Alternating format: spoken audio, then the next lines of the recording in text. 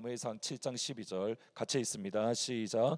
사무엘이 돌을 취하며 미스바와 센 사이에 세워 이르되 여호와께서 여기까지 우리를 도우셨다 하고 그 이름을 에벤에셀이라 하니라.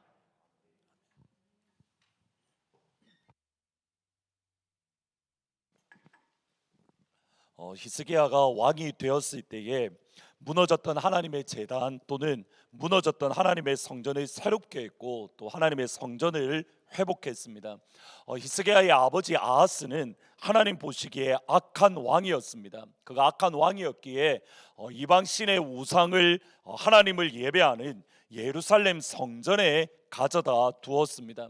하나님께서는 예루살렘 성전 또는 성막을 어떻게 지어야 될 것인가, 그 모든 것들을 명령해 주셨습니다. 하나님이 보여주시는 설계도대로 예루살렘 성전이 지어졌는데 그 하나님의 성전이 아니라 보여주신 명령대로가 아니라 당시에 최강대국이었던 아수르라는 나라가 섬겼던 우상을 복사해서 그것을 예루살렘 성전에 가져다 두었습니다. 이유는 분명합니다. 강대국이 섬기는 신이라면 우리가 섬기면 그 신이 우리에게도 복을 줄 것이다, 우리도 강대한 나라가 될 것이다 라는 착각 때문입니다. 아버지 아하스가 이렇게 악한 모습으로 이방 신을 예루살렘 성전에 가져다 두었는데 그 아들 히스기야는 하나님을 예배하는 성전을 거룩하게 하고 하나님을 예배하는 성전을 회복하고 그리고 유월절 예배를 지켰습니다. 모든 유다 백성들이 하나님 앞에 나와 예배 드릴 때에 하나님이 부어주시는 천국의 기쁨, 하나님이 부어주시는 하늘의 영광이 가득했습니다. 역대하 30장 26절에 보시면 이렇게 말합니다. 예배를 드린 직후에 이렇게 말합니다. 예루살렘에 큰 기쁨이 있었으니 이스라엘 왕 다윗의 아들 솔로몬 때로부터 이러한 기쁨이 예루살렘에 없었더라. 그때의 제사장과 레위 사람들이 일어나서 백성을 위하여 축복하였으니 그 소리가 하늘에 들리고 그 기도가 여호와의 거룩한 처소 하늘에 이르렀다. 여러분, 예배의 영광이, 이것이 예배의 영광입니다. 하나님의 백성들, 하나님의 자녀들이 온전한 마음으로 한 마음으로 하늘의 아버지를 예배하고 섬길 때에 첫 번째 하늘의 기쁨이 우리에게 임합니다. 이 땅을 살아가는 사람의 기쁨이 아니라 천국의 기쁨, 하늘의 영광이 우리 가운데에 충만하게 임합니다. 제사장과 레위인이 일어나서 백성들을 축복할 때에 하나님께서는 그 계신 곳 하늘에서 제사장과 레위인의 축복 기도를 들으시고 그들에게 복을 허락해 주십니다. 역대하 30장 20절에 보면 주의 백성들을 위하여 기도할 때에 하나님께서는 그들이 가지고 있는 병까지 치료해 주셨다라고 성경 말씀은 기록합니다. 예배를 향한 하나님의 마음, 예배를 향한 하나님의 비전이 바로 이것입니다. 히스기야가 드렸던 그 예배가 오늘 이 시간 우리의 예배가 되기를 주의 이름으로 축원합니다. 우리가 2024년 우리가 하나님 앞에 모여 예배 드릴 때마다, 우리가 하나님 앞에 나와 하나님 앞에 찬양하고 기도할 때마다 첫 번째로 사람의 기쁨이 아니라 세상이 줄 수 없는 나의 평안, 하늘의 기쁨이 여러분의 영혼과 여러분의 생각과 여러분의 가정 가운데에 충만히 임하기를 주의 이름으로 축원합니다. 여러분이 향하여 예수의 이름으로 축복할 때에 하나님께서 하늘에 들으시고 그 하늘의 축복의 기도가, 축복의 영광이 여러분 가운데 임하기를 예수의 이름으로 축복합니다. 하나님 앞에 기도하며 예배하며 찬양하는 이 시간, 우리가 가지고 있는 마음의 고민들, 우리가 가지고 있는 영혼의 고민들, 우리가 가지고 있는 육신의 질병이 모든 것 위에 뛰어나신 하나님 아버지께서 여러분을 치료하시고 여러분을 회복해 하시고 여러분을 일으켜 주시는 역사가 우리의 예배 가운데 있기를 예수의 이름으로 축복합니다. 예배가 정답입니다. 그리스도인에게 있어서 가장 중요한 것은 예배입니다. 오늘 새벽에 기도하는 가운데에, 사실 이 본문이 아니라 그냥 기도하는 가운데에 하나님이 주셨던 마음이 이겁니다. 그렇지, 예배에 집중해야지. 다른 무엇이 아니라 그리스도인의 첫 번째 모습은 하나님 앞에 나와 예배하고 하나님 앞에 나와 기도하고 하나님 앞에 나와 찬양하고 함께 모여 예배 드리는 것, 이것이 우리의 정답이다. 여러분, 예배가 답입니다. 여러분의 삶의 모든 것은 예배를 중심으로 이루어질 때에 이 예배를 통해서 여러분의 삶 가운데에 하나님의 기쁨이 임하고 하늘의 능력이 임하고 하늘의 회복이 임하고, 언제쯤 아멘을 하실 겁니까? 하늘의 치료가 임하기를 주의 이름으로 축원합니다. 아멘. 예배가 정답입니다. 여러분, 다른 것은 잃어버린다 하더라도 예배에 성공해야 됩니다. 예배를 드리는데 마음을 다해야 되고 예배를 드리는데 집중해야 되고 우리의 마음과 영혼을 예배에 쏟아부을 때에 하나님으로부터 이 강단, 이곳 강단에서부터 생명의 강물이 여러분 가운데에, 여러분의 가정 가운데에, 나라와 민족 가운데에 생명의 강물이 흘러나기를 주의 이름으로 축원합니다. 예배에 목숨 거는 교회, 예배에 승부하는 교회가 우리 교회가 되기를, 예배 드리는 가운데에 성령 하나님의 인도하심을 따라 기도하고 찬양하고 울며 간구할 수 있는 교회. 달라스에 제가 졸업했던 신학교가 이렇게 서든 베프티스트라고 되게 이렇게 보수적인 교회입니다. 거기에는 목사님이 저처럼 고함도 안 칩니다. 그냥 잠잠하게 설교하십니다. 달라스 퍼스트 베프티스트 처치 오브 달라스인데, 거기에 있는 목사님이 설교를 하는 가운데에 저게 한 여인이 갑자기 설교하는 중간에 갑자기 펑펑 울기 시작하더랍니다.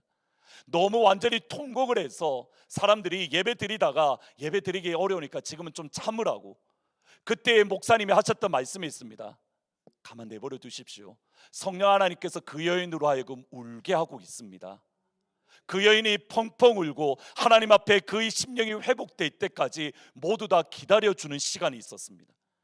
여러분, 예배는 그러한 시간들입니다. 하나님 앞에 나와 예배 드릴 때에 하나님께, 성령 하나님께서 여러분의 영혼을 만져주시고 여러분의 마음을 만져주시고 여러분의 생각을 만져주시고 하나님께서 여러분의 마음 깊은 곳에서 눈물을 주실 때에 하나님 앞에 나와 통곡하며 울며 하나님께서 여러분의 영혼을 치유하시고 하나님께서 여러분에게 자유를 주시고 기도하는 가운데에 영광을 허락하시며 아버지의 음성을 들려주시고 예수의 보혈의 능력을 경험하는 것, 여러분, 이것이 제가 우리 교회를 향한 기도하고 간구하고 믿음으로 나아가는 길입니다. 여러분이 통곡하면 설교는 짧아집니다. 여러분들의 회복이 일어나면 그 자리에서 예배가 끝날 수도 있습니다. 아멘. 여기서 여러분 한 명이 회복되면 그 자리에서 예배 끝나도 되지요. 아멘.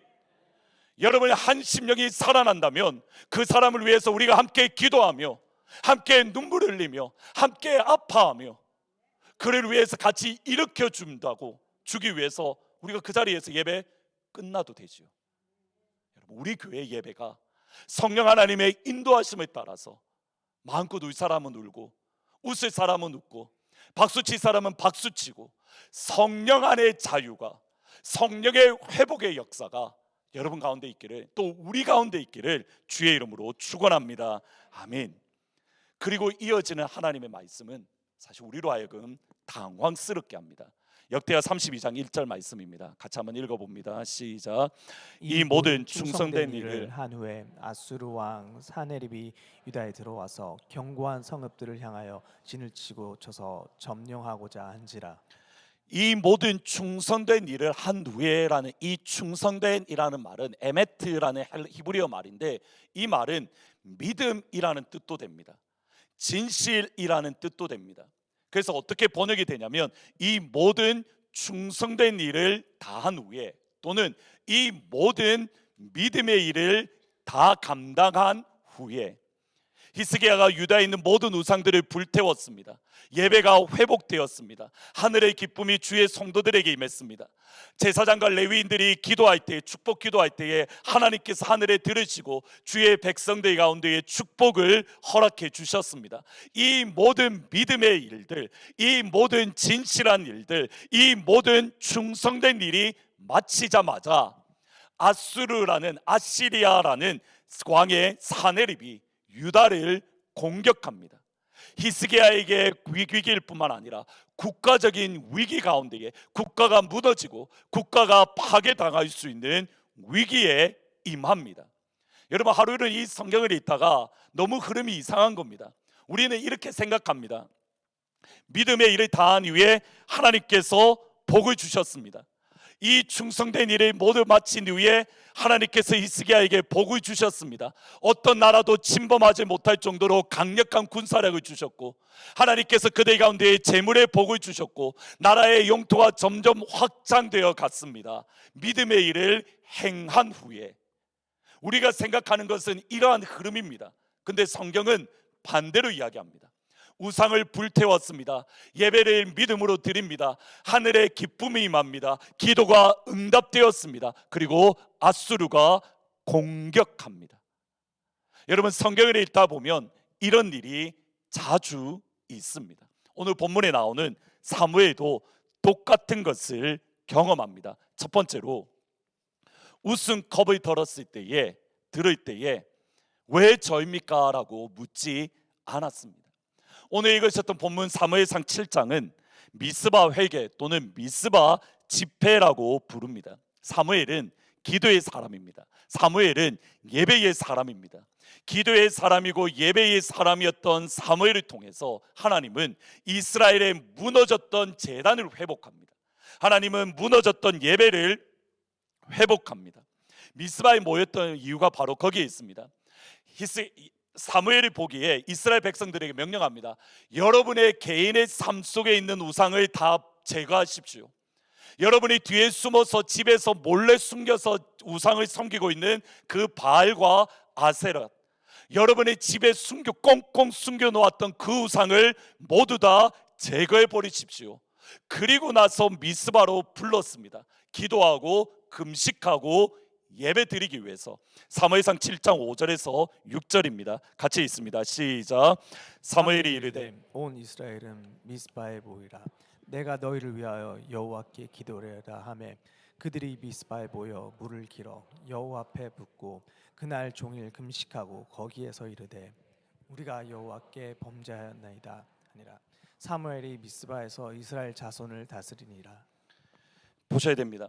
개인의 삶 속에서 먼저 사무엘이 가정에서, 직장에서 그들의 모든 우상들을 제거하라고 명령합니다. 그 다음 단계가 뭐냐면 한 마음으로 하나님 앞에 나와서 함께 예배드리고, 한 마음으로 하나님 앞에 나와서 함께 찬양하고, 한 마음으로 하나님 앞에 나와서 함께 기도하고. 예수 믿는 것은 내가 예수 믿고 잘 믿어서 천국 간다, 여러분, 이게 전부가 아닙니다. 내가 예수를 믿고 내 안에 있는 우상을 제거하고 내가 예수 보혈을 믿고 내가 하나님의 자녀가 되는 것, 여러분, 그것이 전부가 아닙니다. 하나님의 마음도 아닙니다. 내 안에 있는 우상을 제거했다면, 나의 속사람이 정결하게 되었다면, 이렇게 공동체적으로 하나님 앞에 나와서 공동체적으로 하나님께 함께 찬양하며, 공동체적으로 함께 하나님께 예배하며, 공동체적으로 함께 하나님 앞에 기도하는 것. 믿음은 개인적인 동시에 공동체적인 성격을 지니고 있습니다. 나 혼자 예수 믿고 천국 가야지, 여러분, 그게 아닙니다. 나는 예수 믿고 천국 가되 함께 모여 예배하는 것, 함께 모여 기도하는 것, 함께 모여 찬양하는 것. 내 삶의 우상을 제거한 이스라엘 백성들이 모였을 때에 사무엘은 이렇게 합니다. 모두가 함께 모여 미스바에 모였을 때에 물을 떠다가 여호와 앞에 쏟아 부었습니다. 여기에 물을 길어서 하나님 앞에 붓다라는 이 표현이 사실은 성경 전체를 보면 다른 특별한 곳에 나오지가 않습니다. 사무엘에게만 유일하게 발견되는 내용이 물을 길러다가 그 물을 하나님 앞에 부었다입니다. 그래서 이게 사무엘이 어떻게 이러한 모습을 보였을까, 여러 가지 해석을 하다가 딱 이 표현이 있습니다. 하나님 앞에 붓다, pouring out before the Lord, to the Lord. 이 똑같은 표현이 사무엘상 1장 15절에 나옵니다. 같이 한번 읽어보십니다. 사무엘상 1장 15절입니다. 시작. 한나가 대답하여 이르되 내 주여, 그렇지 아니하이다. 나는 마음이 슬픈 여자라 포도주나 독주를 마신 것이 아니요 여호와 앞에 내 심정을 토한 것뿐이오니. 여호와 앞에 내 심정을 통한 것뿐이오니. I was pouring out my soul to the Lord. I was pouring out my soul before the Lord. 내 마음을 쏟아부었다. soul이라는 말 대신에 나머지 표현은 사무엘이 하나님 앞에 쏟아부었다라는 말과 정확하게 똑같습니다.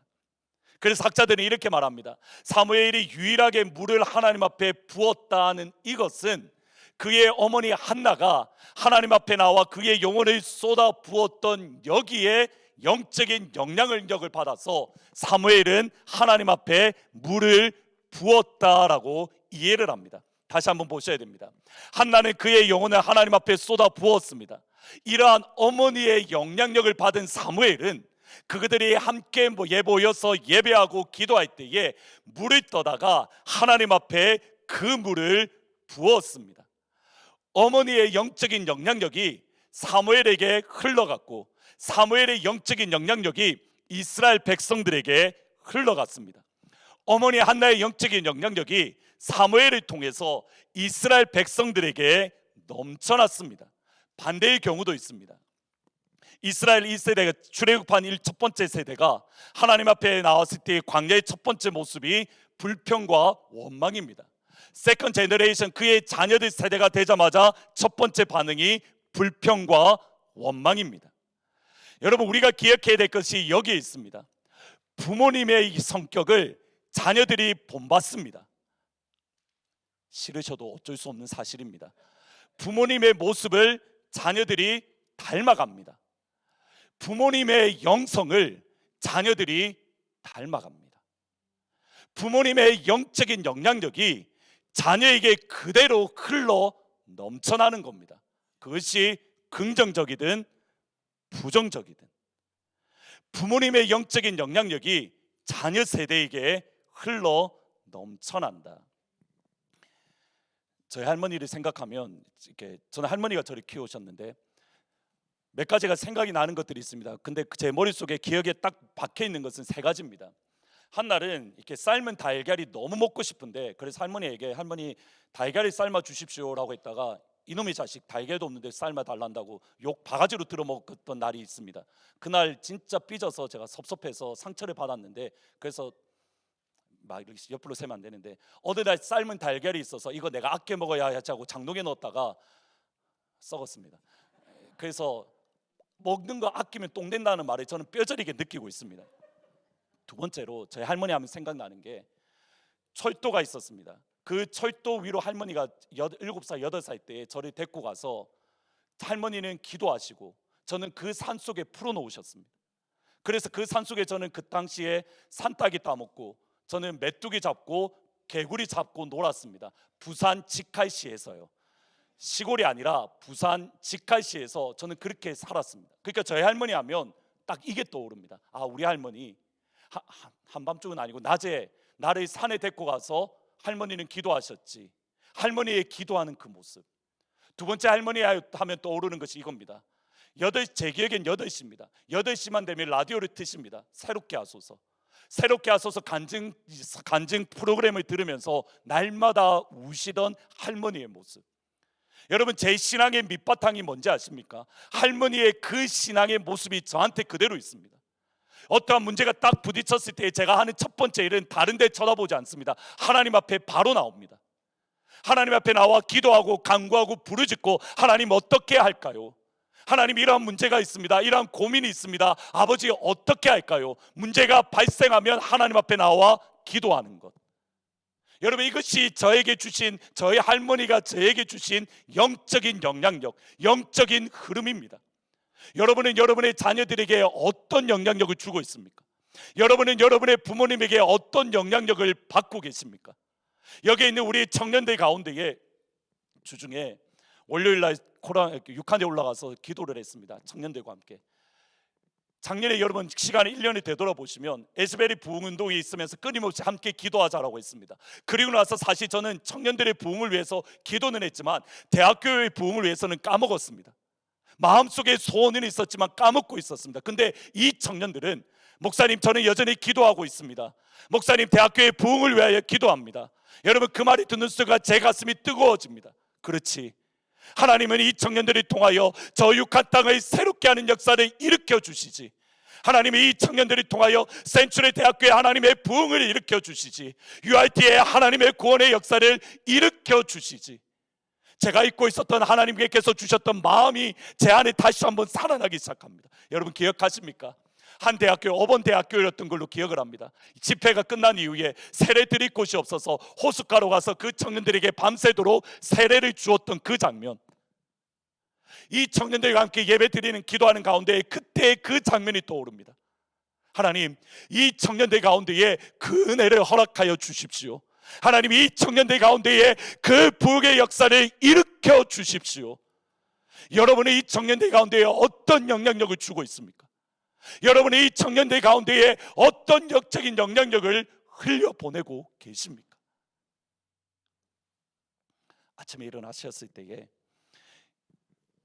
전 한국을 포함해서 미국을 돌아다니지 마시고 가장 먼저 하실 일은 코와 성경 읽기를 먼저 하십시오. 여러분의 자녀들에게 세상을 돌아다니는 눈을 떴을 때 우리 아빠 엄마는 세상을 한번 쭉 한 바퀴 돌고 나서 그 다음에 성경 말씀을 보더라, 이게 아니라 우리 아빠 엄마는 눈을 뜨자마자 하나님 감사합니다 말씀 읽고, 우리 엄마 아빠는 잠을 잘 때에 아버지 하루 동안 지켜주셔서 감사합니다 하나님 감사합니다 기도하고 잠자고, 여러분의 자녀들에게 이러한 것들이 아무것도 아닌 것 같지만 그런 것들의 영적인 영향력이 흘러가는 겁니다. 여러분, 가정에 흐르는 영적인 흐름이 있습니다. 부모님 세대에 가정에 흐르는 잘못된 영적인 영향력을 단호하게 예수의 보혈로 끊을 수 있기를 주의 이름으로 축원합니다. 그것이 어떠한 영적인 영향력이 되었든 잘못된 외부의 악한 세력의 영향력이라면 예수의 이름으로 명하노니 모든 악한 세력은 이 시간 끊어질지어다. 여러분이 끊으셔야 됩니다. 여러분의 자녀들 세대에는 잘못된 영향력을 주지 않도록. 이스라엘 출애굽했던 백성들이 우리가 종살이로 살았던 것을 우리 세대에는 끊어야 되지 않습니까? 그들이 어려움을 겪을 때 하나님을 향하여 부르짖었습니다. 여러분, 여러분의 자녀들 세대에 그런 잘못된 영적인 세력들, 잘못된 믿음의 모습이 전해지지 않도록 예수의 이름으로 이 시간 단호하게 끊을 수 있기를 주의 이름으로 축원합니다. 여러분이 가지고 있는 병들, 유전적인 병이라고 하죠. 예수의 이름으로 끊을 수 있습니다. 저는 그런 하나님을 믿습니다. 우리 아버지가 당뇨병에 있다 하더라도 나는 당뇨에 안 걸릴 수 있습니다. 우리 할머니가 사실 우리 할머니죠. 제 할머니가 고혈압으로 돌아가셔 풍으로 쓰러지셔서 소천하셨습니다. 그러면 가족력이 있으니까 저도 고혈압이 있을 가능성이 있습니다. 근데 너무 정상입니다. 그래서 때로는 조금 고혈압이어서 좀 누워 있으면 어떨까라는 잘못된 생각을 가지지만 여러분 잘 보셔야 됩니다. 저는 예수의 이름으로 끊었습니다. 아멘. 다시 한번 선포합니다. 잘못된 병이라 하더라도, 유전적인 병이라 하더라도 예수의 이름으로 이 시간 끊을 수 있기를 주의 이름으로 축원합니다. 우리의 자녀들은 영적으로 건강하고 우리의 자녀들은 육적으로 건강하고 하나님 보시기에 사랑스럽고 사람 보기에 사랑스럽고 하나님 보시기에 사랑스러운 자녀로 자라날 수 있기를 예수의 이름으로 축복합니다. 여러분들이 믿음 안에서 끊어야 되는 겁니다. 사무엘은 이스라엘 백성들의 마음과 영혼을 하나님 앞에 쏟아붓기를 원하는 마음으로 그들은 물을 부었습니다. 그때 일어났던 일이 사무엘상 7장 7절입니다. 이스라엘 자손이 미스바에 모였다함을 블레셋 사람들이 듣고 그들의 방백들이 이스라엘 치러 올라온지라 이스라엘 자손이 듣고 블레셋 사람을 두려워했다. 하나님 앞에 모여 예배하고 하나님 앞에 모여 찬양하고 하나님 앞에 모여 금식했는데 블레셋 사람이 공격하더라. 하나님 앞에 나와 믿음으로 살아가는데 블레셋 사람이 나를 공격하더라. 히스기야의 경험과 똑같습니다. 방금 보셨던 그림은 사실 그냥 뛰어넘어가려고 했는데 아담 애쉬, 아서 애쉬라는 사람입니다. 아서 애쉬라는 사람인데 이 사람이 1960년 70년대에 흑인 테니스 선수로 US 오픈 같은 대회 글랜드 슬램을 3번을 우승했던 선수입니다. 그래서 윈블던 대회도 우승을 했는데 그렇게 승승장구하다가 심장 마비로 인해서 2번의 수술을 받았습니다. 그러다가 수술을 받는 과정 가운데 수혈을 잘못 받아서 에이즈가 걸렸습니다. 그러한 과정들을 바라보면서 세계에 흩어져 있던 수많은 팬 중에 한 명이 이렇게 질문했습니다.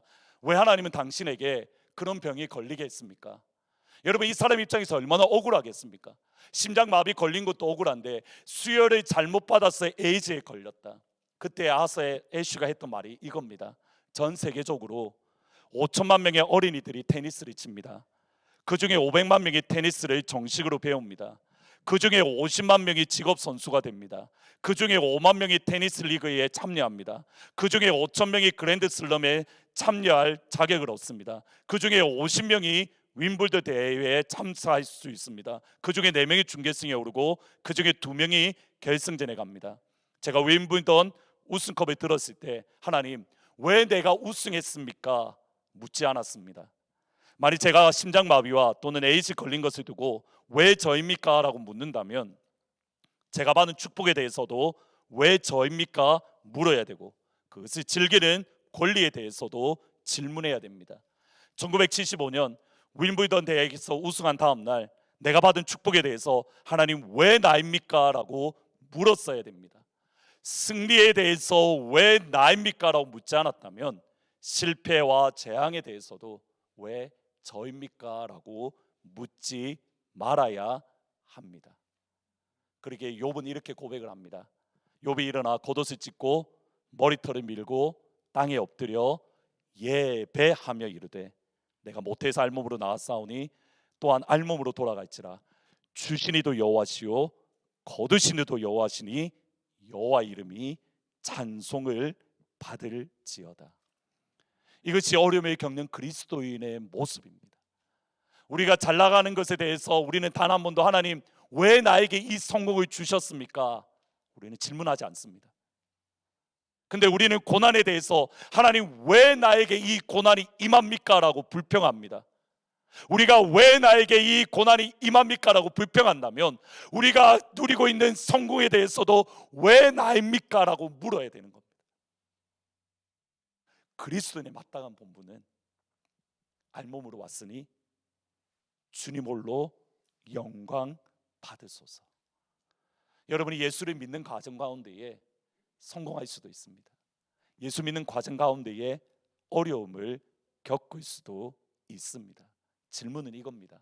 왜 나입니까? 아니라 하나님, 이 상황 속에서 왜 이 어려움을 나에게 주셨습니까? 아버지의 마음은 무엇입니까? 두 번째로, 성을 지키는 방법을 안다고 성을 지킬 수 있는 것은 아닙니다. 여러분, 이 표현을 다시 한번 들으셔야 됩니다. 제가 이걸 좀 줄여서 이론에서 실존으로 했는데, 성을 지키는 방법을 아는 것이 성을 지킬 수 있는 것은 아닙니다. 한 목사님의 설교 가운데 정확하게 이렇게 말씀을 합니다. Your safeguard against deception. 마귀나 또는 거짓의 공격에 대해 디셉션, 속임수에 대한 여러분의 safeguard, 이렇게 보호막, 안전장치는 is not your intellectual capacity. 여러분의 지적인 능력이 아닙니다. It is just surrender to a person, to Jesus Christ.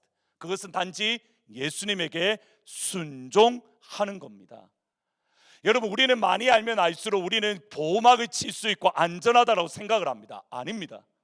우리가 안다라는 것이 우리가 안전하다는 것을 뜻하지 않습니다. 여러분, 이런 관점에서 오늘 본문 말씀을 보셔야 됩니다. 이스라엘 백성들이 블레셋 사람들이 만나기 직전에는 그들이 예배하고 금식하고 기도하는 이 모습은 어떤 면에서는 이론이라고 말할 수 있습니다. 내 안에 있는 우상을 버리고 하나님 앞에 나아가 나의 마음과 영혼을 쏟아붓고 하나님만을 예배하는 것, 여러분, 이것이 나를 안전하게 해주는, 내가 안전하다라고 말할 수 있는 것이 아닙니다. 머리로 아는 지식이기 때문에.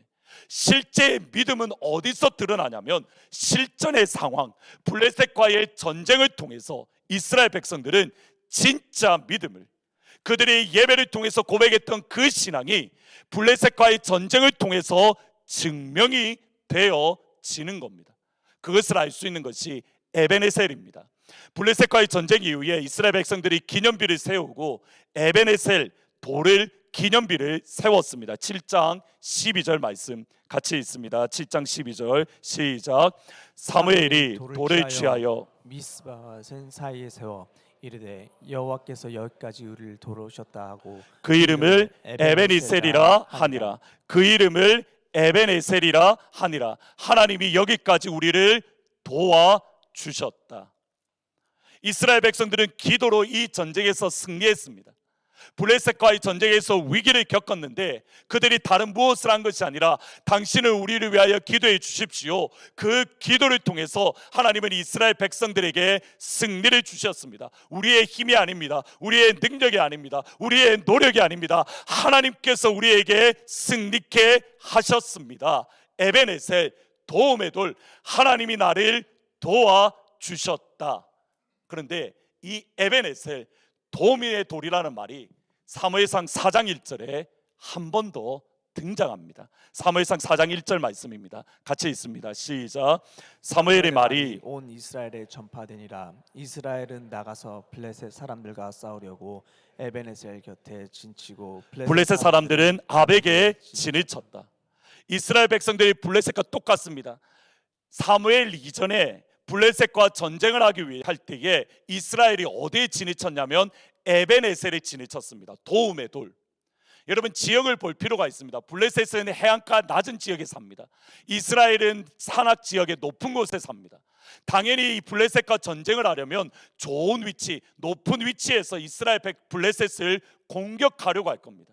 누가 보더라도 이곳에서 블레셋과 전쟁하면 승리할 수 있는 곳.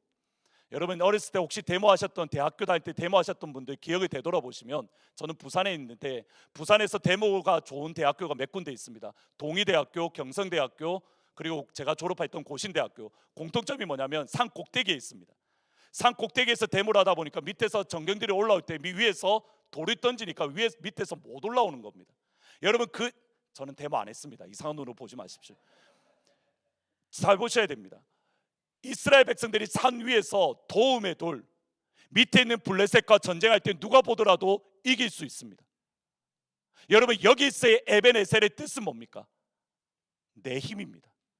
하나님 없이 내가 블레셋과 싸워서 이길 수 있다. 하나님 없이 나는 블레셋과 싸워서 승리할 수 있다. 이 도움의 돌, 나의 상황을 보면, 나의 환경을 보면 하나님께서 나에게, 하나님이 아니라 나는 반드시 이 전쟁에서 승리할 수 있다. 여러분 여기에 하나님은 없습니다. 하나님 없이 도움의 돌, 나의 물질이 나에게 도움이 된다. 나의 환경이 나에게 도움이 된다. 나의 백이 나의 도움이 된다. 그때 이스라엘 백성들은 4천 명이 죽었고 법궤를 빼앗겼습니다. 하나님 없는 에베네셀, 4장에 하나님 없는 에베네셀이 사무엘상 7장에 하나님께서 여기까지 도우셨습니다. 다시 한번 보셔야 됩니다. 하나님 없는 에베네셀이 하나님께서 여기까지 나를 도와주셨습니다. 여러분 이러한 업그레이드가 어떻게 된 겁니까? 중간에 블레셋과의 전쟁입니다. 블레셋과의 전쟁 때문에 가짜 에베네셀을 버리고 진짜 에베네셀, 하나님만이 나의 힘입니다. 나의 산성입니다. 나의 도움이십니다. 블레셋과의 전쟁을 통해서 그들이 가지고 있는 진짜 믿음이 무엇인가를 확인할 수 있었습니다. 더 이상 인간적인 방법이 아니라 하나님의 방법으로, 신앙의 방법으로, 기도의 방법으로 이스라엘은 승리할 수 있었습니다. 이것은 성경 전체에 흐르는 원리 중에 하나입니다. 여호사밧이 역시 동일하게 하나님의 유다를 우상을 모두 불태우고 유다가 여호사밧이 유다의 예배를 회복시켰습니다. 그때에 암몬과 모압 그리고 모아운 족속이 전쟁을 하기 시작합니다. 이때의 여호사밧의 승리의 방법이 이겁니다. 역대상 20장 21절 22절 두 절 말씀 같이 읽습니다. 시작. 백성과 더불어 의논하고 노래하는 자들을 택하여 거룩한 예복을 입히고 군대 앞에서 행진하며 여호와를 찬송하며 이르기를 여호와께 감사하세 그의 인자하심이 영원하도다 하게 하였더니 그 노래와 찬송이 시작될 때에 여호와께서 복병을 두어 유다를 치러 온 암몬 자손과 모압과 세일산 주민을 치게 하심으로 그들이 패하였으니. 여러분 그 이전에도 여호사밧은 찬양을 올려드렸습니다. 근데 진짜 찬양의 능력이 언제입니까? 이방 민족과 전쟁하는 그 순간. 여러분의 진짜 찬양의 능력은 언제 드러나는 겁니까? 여러분 이 자리에 모여서 함께 찬양할 때 능력이 나타날 줄 믿습니다. 아멘. 찬양대의 찬양을 통해서 하나님의 회복의 역사, 치유의 역사가 여러분에게 드러날 줄 믿습니다. 아멘. 빛과 소금의 찬양을 통해서 치유의 역사가, 하나님의 생명의 빛이 여러분 가운데 전해질 줄 믿습니다. 아멘. 그리고 나서 여러분의 일상의 삶 속에서 여러분이 죽음과 맞붙여졌을 때에 I raise 할렐루야, 여러분에게 다가오는 어려움의 순간에 이 자리에서 불렀던 하나님을 향한 찬양을, 여러분의 어려움 순간에 할렐루야 찬양을 하면 하나님께서 그 순간에 역사해 주실 줄 믿습니다. 그것이 찬양의 능력입니다. 그것이 찬양의 회복입니다. 여러분의 신앙의 믿음은 언제 드러나는 겁니까? 어려운 일을 겪을 때. 그때 여러분의 신앙의 모습을 보면 여러분의 믿음의 모습을 볼 수 있습니다. 죽음의 환난을 겪을 때에 어떻게 하십니까? I raise 할렐루야. 적이 내 앞에 쳐들어오는 그 순간에 나는 하나님을 찬양합니다. 하나님의 선하심을 선포합니다. 하나님의 인자하심을 높여드립니다. 나의 무기는 너는 내게 창으로 다가오거니와 나는 너에게 만군의 여호와의 이름으로 너에게 달려가노라. 그것이 여러분의 능력입니다. 가짜 에베네셀이 진짜 에베네셀이 되었던 것. 웨인 코데이로라는 목사님이 쓰신 세상을 가슴 뛰게 하는 교회에 나오는 경험담입니다. 조그만한 교회에 이렇게 발표회가 있었습니다. 프레젠테이션이 있었는데 성우 배우를 하던 사람이 앞에 나와서 시편 23편을 웅장하게 막 외우는 겁니다. 여호와는 나의 목자시니 내게 부족함이 없도다. 그가 나를 푸른 초장과 실만한 물가로 인도하시는도다. 그 웅장한 모습, 또 이렇게 너무 아름다운 목소리에 모든 사람들이 막 박수를 칩니다. 그 사람이 끝난 이후에 저기 문 뒤에 한쪽에 있던 60대 할아버지 조셉이라는 분이 계시길래 목사님이 요청을 하신 겁니다. 조셉이 이리로 나와서 시편 23편을 외워주겠습니까? 한참 머뭇거리다가 목사님이 그랑 주위 사람들이 나오라고 하니 여기 나와서 이렇게 말을 합니다. 한숨을 크게 내쉬며, 나는 책과 친하지 않기 때문에 아는 것이 시편 23편밖에 없습니다. 그것도 다 못 외우지만 내가 한번 외워보겠습니다. 그리고 나서 이렇게 말합니다. 여호와는 나의 목자시니 그것만으로도 나는 모든 것을 가진 사람입니다. 여러분도 아시다시피 사랑하는 아내를 6년 전에 잃었습니다. 헬렌이 죽었을 때에 아내 없이 나는 살 수 없다고 생각했습니다. 그래도 하나님은 나를 떠나지 않았고 내게 괜찮다라고 말씀하셨습니다. 저와 아이들에게 내가 너와 항상 함께 하겠다고 하나님은 말씀하셨습니다. 그리고 한참 시편 23편 어디를 외우는지 고민을 하다가 다시 외우기 시작합니다. 나를 푸른 풀밭에 누이시며 쉴만한 물가로 인도하시고 내 영혼을 소생시키시며. 전쟁이 일어나자 우리 아이들이 참전하겠다고 했습니다. 아이들이 집을 떠난 날이 내가 아이를 본 마지막 날입니다. 예수님은 나보다 앞서가시며 내게 상을 차려 주십니다. 나는 결코 혼자가 아닙니다. 절대로 아닙니다. 남은 게 별로 없다라고 생각된 그 순간 내 잔이 넘칩니다. 주의 선한 것임과 인자하심이 분명히 나를 따를 겁니다. 나는 우리 주님 집에 살 그날을 고대합니다. 그 집은 나와 나의 아내와 나의 자녀들이 영원히 살 영광의 집입니다. 시편 23편을 외운 게 아니라 엉뚱한 길로 갔다가 그것도 제대로 외우지 못하고 왔다 갔다 하시다가 이 말에 그 앞부분에 시편 23편을 너무 웅장하게 외웠던 배우가 앞에 나와서 이렇게 말을 합니다. 나는 목자의 시편을 합니다. 시편 23편을 외웁니다. 그러나 이분은 목자이신 예수님을 알고 있습니다. 고린도서 6장 2절에 이렇게 말합니다. 이르되 내가 은혜 베풀 때에 너에게 듣고 구원의 날에 너를 도왔다 하셨으니 보라 지금은 은혜 받을 만한 때요 보라 지금은 구원의 날이로다. 진짜 예수를 알기를 축원합니다.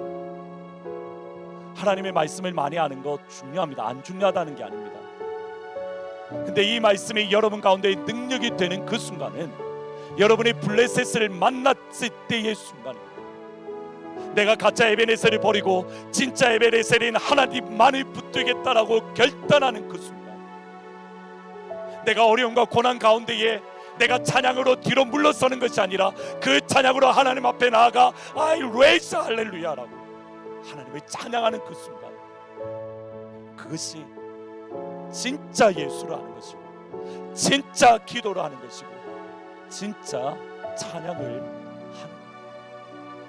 사랑하는 하트포드 제2장로교회 모든 성도님들이 진짜 기도와 진짜 찬양과 진짜 예배를 드릴 수 있기를 주의 이름으로 축원합니다. 여러분 기억하십시오. 하나님은 여러분을 에베네셀 하나님, 여기까지 도우신 하나님입니다. 여러분 오늘 이 시간 여러분의 에베네셀을 이 자리에 세우십시오. 여러분의 에베네셀, 여기까지 도우신 하나님. 그 다음에 2절의 가사는 이겁니다. 장래에도 인도하시리 살아계신 하나님. 여러분 한 주 동안 살아가면서 그 에베네셀 하나님을 경험하고 다음 주 주일날 다시 이 자리에 나와서 다시 에베네셀을 세울 수 있기를 주의 이름으로 축원합니다. 이 자리가 항상 우리의 에베네셀을 세우는, 여러분의 기념비를 세우는 복된 자리가 되기를 예수의 이름으로 축원합니다.